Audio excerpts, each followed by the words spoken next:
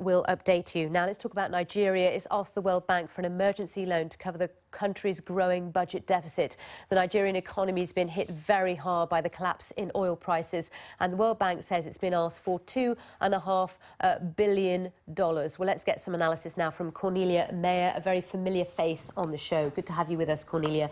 This is just your area. It's energy and it's the bailing out by an organisation like the World Bank. You've worked for developmental banks and you've worked in the energy sector. So give us your take on what's going on. Well, Nigeria is hurting badly, as are other countries that depend basically solely in terms of exports on their oil exports. So, 70% less revenue, so they're hurting badly. So they're asking for $3.5 billion in the face of a budget deficit of $15 billion.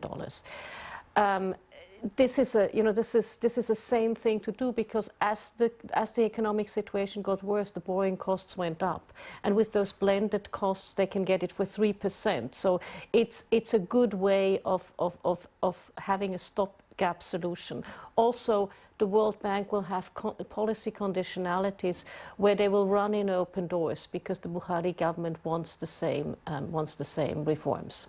Very quickly, the Nairu's been devalued 3 times, I think, recently. I mean, this just exacerbates the pain, doesn't it? And in terms of conditions, how will it work, the actual bailout itself? They will have policy conditions, and then the IMF, the fund, will need to give a seal of approval that, that's prudent budgetary measures. There's not foreseen any problem, not like in the 80s when Buhari was president. He had a huge row with the IMF, but I think now this will be done quite quickly. All right, thank you, Cornelia. Cornelia will return. She's reviewing today's newspaper stories for us, so she'll be back in about 5